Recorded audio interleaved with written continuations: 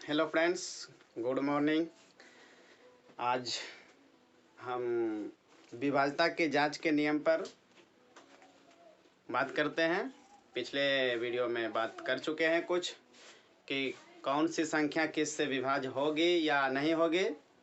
चलिए उसको हम आज पूरा करते हैं कि कब 3 से कटेगा या 4 से कटेगा। आज क्वेश्चन पर बताते हैं। उस दिन तो हम बता रहे थे, सिर्फ थ्योरी समझा रहे थे कि कैसे कटेगा नहीं कटेगा। संख्या देख के बता सकते हैं। आ गया है समय देख के बताने का। आप लोग बहुत जल्द में देख के बताइएगा कि कौन किससे कटेगा या कौन नहीं कटेगा। चलिए वीडियो शुरू करने से पहले सभी लोगों का स्वागत है हमारे साई क्लासेस यूट्यूब चैनल पर। एक्सरसाइज 5.3 का हम ले रहे हैं केसी सिन्हा से। क्वेश्चन नंबर है 1। कहता निम्नलिखित संख्याओं के 3 से विभाज्यता की जांच करना है। 3 से विभाज्य है कि नहीं। संख्या है 432, दूसरा संख्या है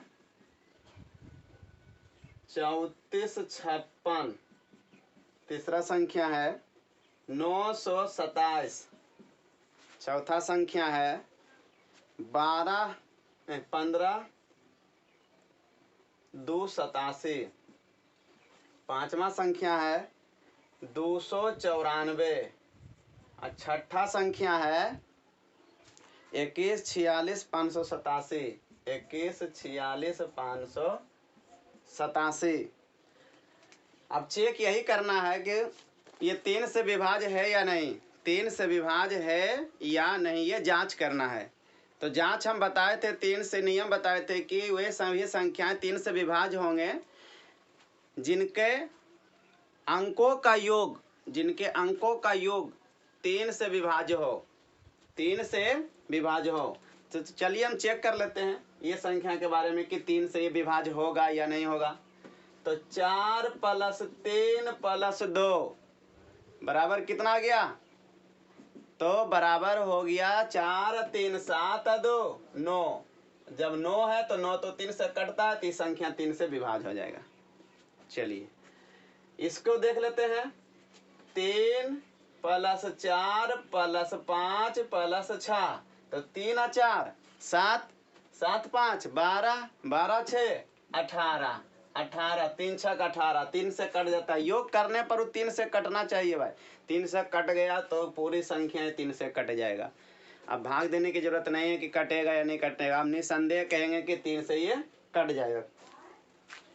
आइए इस पर 9 2 7 तो 9 + 2 + 7 बराबर 9 2 11, 11 7 18। क्या 18 3 से नहीं कटता है? तो 18 3 से कट जाता है, इसलिए ये संख्या 3 से डिविजिबल है 3 से। ये 15 एक अंक जोड़ना 1 + 5 + 2 + 8 + 7।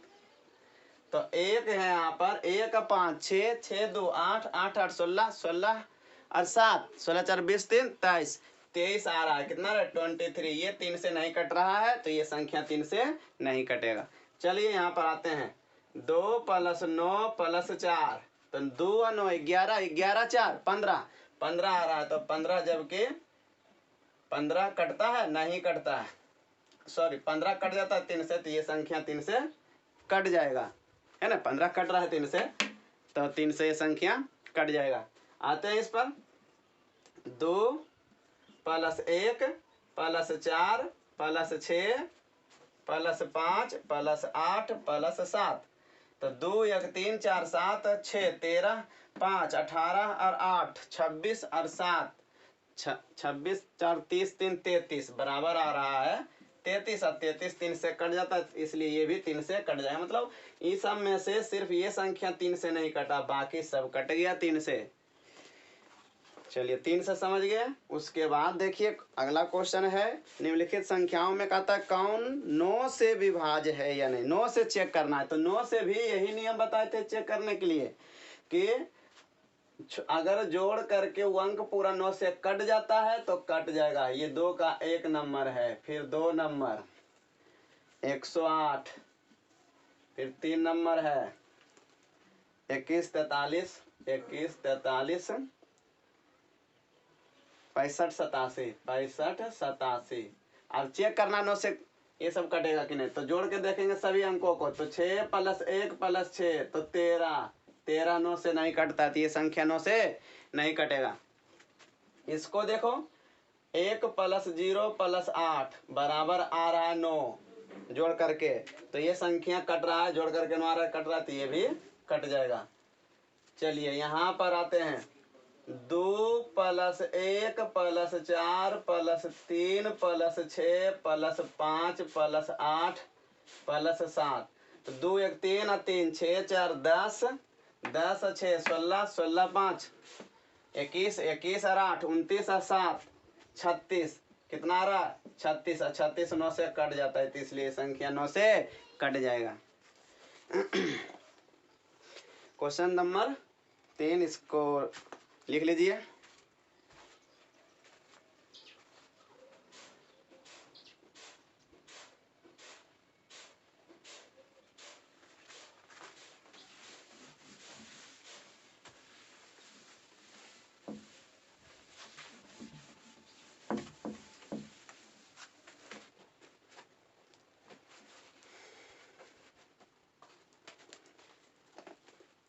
कहता है कि 5 से विभाज्य, इसमें कौन सी संख्या जोड़ी जाए? 5 7 2 4 8।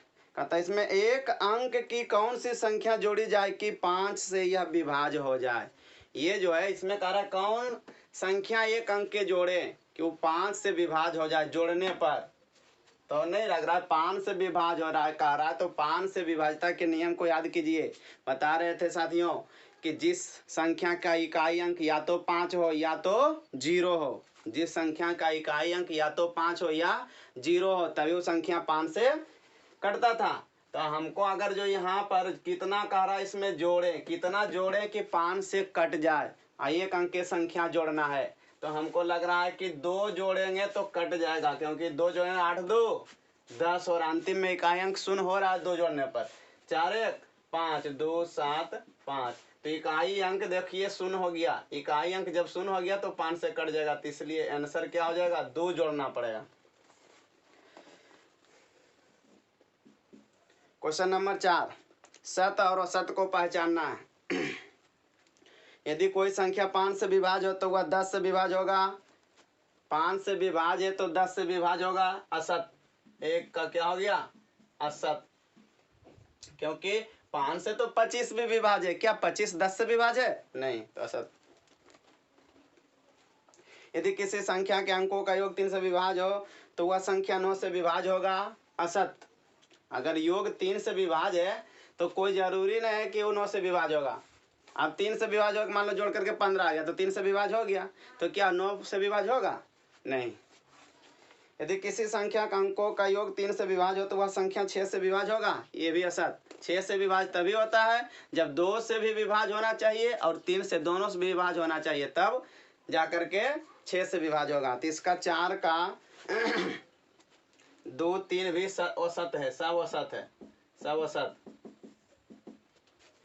यदि कोई संख्या 10 और 3 से विभाज्य है तो वह 30 से विभाज्य होगा। हाँ, 10 और 3 का क्योंकि एलसीएम 30 है, तो 10 से जब विभाज्य है 3 से भी विभाज्य है, तो इसका मतलब 30 से भी विभाज्य होगा। क्वेश्चन नंबर ये 4 सत्य है। 5वां क्वेश्चन कहता है, क्वेश्चन लिख दिया है, इसमें क्वेश्चन में कह रहा है कि 2 1 y 5 9 है का, ये कह रहा है कि 5 यहाँ तक संख्या दे दिया है, ये कह रहा है कि 9 का गुणज है, 9 का गुणज है। जब ये 9 का गुणज है तो बताइए कि y का मान क्या होगा। तो y का मान 9 का गुणज है, 9 का गुणज है, इसका मतलब 9 से विभाज्य होगा। गुणज क्योंकि विभाज्य हो जाता है, तो जब 9 का गुणज है तो इसको जोड़ के देख लेते हैं। 1 2 + 1 अब प्लस यहाँ पर मान लेते हैं, देखो कितना रखेंगे, पहले इसको जोड़ लेते हैं साइड में 5, तो 2 1 3 3 और 5 8 और 1 अगर यहाँ रख देते हैं तो क्या 9 नहीं हो जाएगा। तो y का मान कितना हो जाएगा, इसका मान 9 हो जाएगा जब 1 रखेंगे तब। तो 9 से जब विभाज्य है तो इसका मतलब यहाँ पर y बराबर कितना रखाएगा 1 रखाएगा। उसके बाद क्वेश्चन नंबर 6 31 जेड 5 ये कह रहा 3 से 3 का एक गुणज है ये क्या है 3 का गुणज है ये।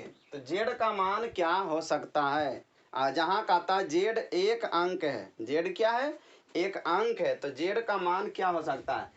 तो देखो भाई सबको जोड़ के हम देखेंगे 3 + 1 प्लस यहाँ पर 5 है, तो 3 1 6 6 5 6 5 कितना हो गया 11, 3 1 4 4 5 9 9 हो गया, 3 1 4 5 9। अगर जीरो भी रहता जेड बराबर जीरो भी रहता तब भी जोड़ करके आ रहा था 9, तब भी कटता। अगर यहाँ पर रहता 3 तो 9 3 12 होता तब भी कटता। अगर होता फिर 6 तब भी कटता। अगर होता 9 तब भी कटता। इस तरह से ये सब में से कोई भी संख्या होगा तब कट जाएगा। इसका आंसर 0 3 6 9 हो जाएगा।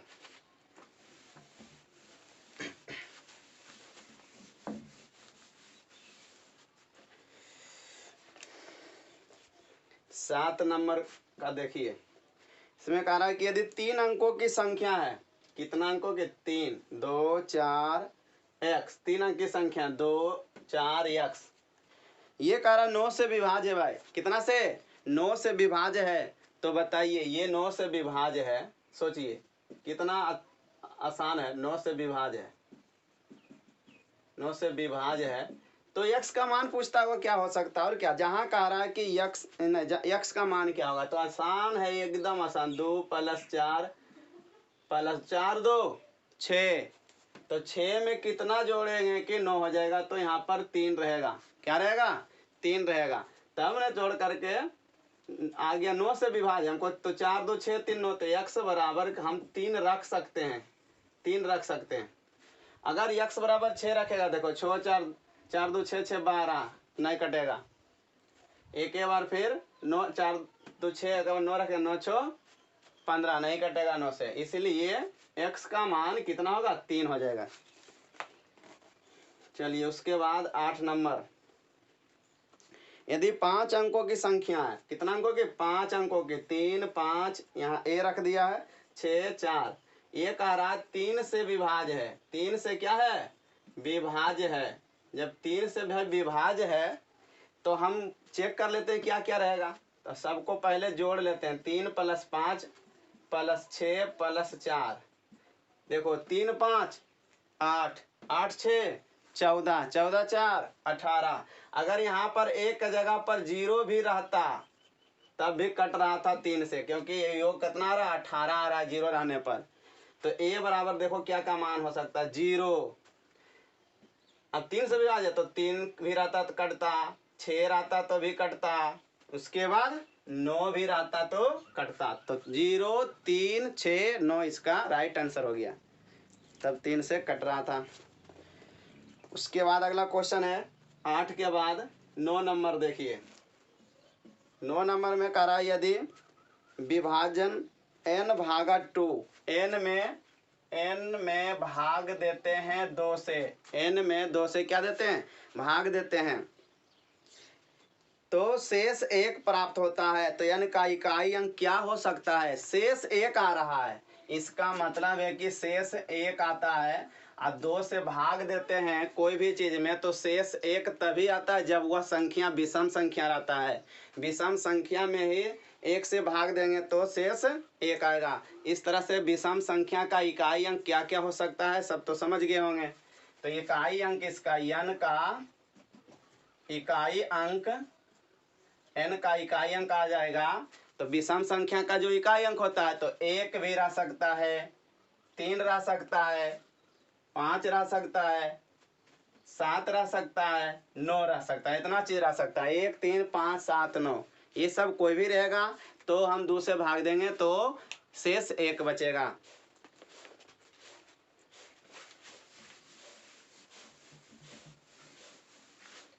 क्वेश्चन नंबर 10 में वही चीज है जैसा इसमें था।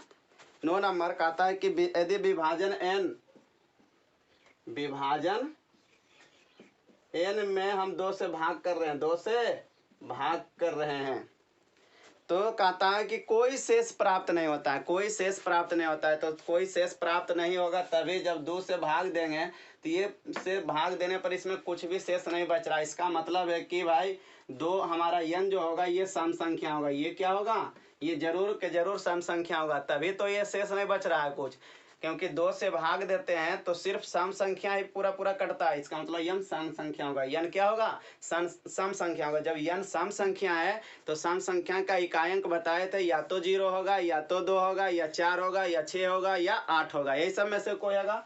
इसलिए चूंकि यहाँ लिखेंगे, चूंकि शेष बराबर 0, शेष मतलब 0 का मतलब शेष कुछ भी नहीं बच रहा। जब शेष कुछ भी नहीं बच रहा है तब n का मान, n का इकाई अंक पूछ रहा है, इकाई, तब n का इकाई अंक, तो n का इकाई अंक 0 रह सकता है, 2 रह सकता है, 4, 6, 8, ये सब में से कुछ भी रहेगा तो शेष क्या आएगा? 2 से भाग देंगे तो 0 आएगा, कुछ भी शेष यानी कि नहीं बचेगा।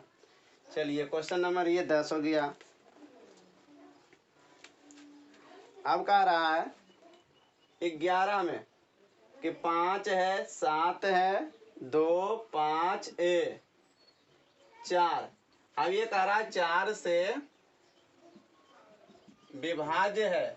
जब ये 4 से विभाज्य है तो भाई आइए 4 से विभाज्यता का नियम का याद कीजिए। बताए थे कि 4 से वही सब संख्याएं विभाज्य होंगे जिनका इकाई और दहाई से जो अंक बन रहा है, इकाई और दहाई से जो 2 अंक से जो संख्या बन रहा है वो 4 से विभाज्य होना चाहिए। तो यहाँ पर अंतिम में हम 2 ही इसका अंक देखेंगे, तो 2 अंक में आ रहा है, एगो a है, एगो 4। इधर से कुछ भी मतलब नहीं, इधर कुछ भी रहेगा तो कोई दिक्कत नहीं है। दिक्कत होता है 4 से विभाज्य में। ये दोनों पर हमको सोचना पड़ता है कि इकाई और दहाई का हमारा कौन सा है। तो इकाई पर देखिए a है, दहाई पर 4 है, और 4 से ये कह रहा है कि विभाज्य, तो ये बराबर क्या होना चाहिए?